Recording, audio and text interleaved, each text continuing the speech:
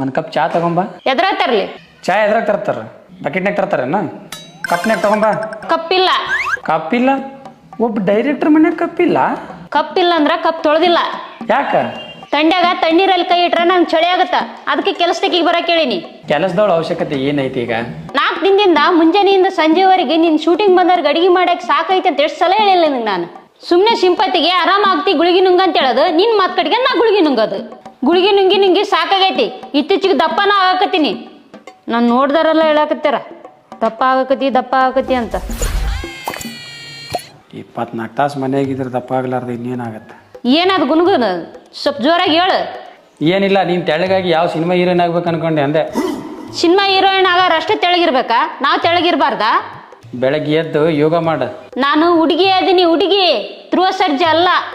ಧ್ರುವ ಸರ್ಜಾ ಆಗಿದ್ರೆ ನೀನು ಹೆಂಗಾಗಿರ್ತಿದ್ದಿ? ನಾನು ಹೆಂಗಾಗಿ ಕಾಣ್ತಿದ್ದೆ ಅಂದ್ರ ನಿನ್ನನ್ನು ಮದುವೆ ಮಾಡ್ಕೊಂಡು ಜೀವನ ಹಾಳು ಮಾಡ್ಕೊತಿದ್ದಿಲ್ಲ. ಅಂತೂ ಇಂತೂ ಒಪ್ಕೊಂಡ್ಬಿಟ್ಟಿಯಲ್ಲ. ಏನಂತ? ನೀನು ಹೆಂಗಾಗಿಲ್ಲ ಅಂತ. ನಿನ್ನ ನಿಂಗೊಂದು ಸೀರಿಯಸ್ ವಿಚಾರ ಹೇಳ್ತೇನೆ, ತಿಳ್ಕೊ. ಏನು? ಅತ್ಯಂತ ಸುಂದರವಾದ ಪುರುಷರನ್ನ ಹೊಂದಿರುವ 45 ದೇಶದೊಳಗ ನಮ್ಮ ಭಾರತನ 4ನೇ ಸ್ಥಾನದೊಳಗೆ ಐತಿ. ಆದ್ರ ಇಂಥ ಸುಂದರವಾದ ಪುರುಷರನ್ನ ನಮ್ಮ ಭಾರತೀಯ ಮಹಿಳೆಯರು ಕೊತ್ತಂಬರಿ ಸೊಪ್ಪು ತಗೊಂಡ್ಬಾ, ಹಾಲಿನ ಪ್ಯಾಕೆಟ್ ತಗೊಂಡ್ಬಾ, ಮೊಸರಿನ ಪ್ಯಾಕೆಟ್ ತಗೊಂಡ್ಬಾ, ಶಾಪಿಂಗಿಗೆ ಹೋಗ್ಬೇಕಾದ್ರೆ ಬ್ಯಾಗ್ ಹಿಡ್ಕೋ, ಮಕ್ಕಳನ್ನ ಎತ್ಕೋ ಅಂತ ಹೇಳಿ ಹಿಂಸೆ ಕೊಡೋದು ಇಷ್ಟ್ರ ಮಟ್ಟಿಗೆ ಸರಿ ಹೌದಲ್ವಾ? ಪಾಪ ನಮ್ಮ ಹುಡುಗರು ಚಂದ ಇದ್ರು ಕೆಲಸ ಮಾಡ್ಬೇಕು, ಚಂದ ಇಲ್ಲಂದ್ರೂ ಕೆಲಸ ಮಾಡೋದು.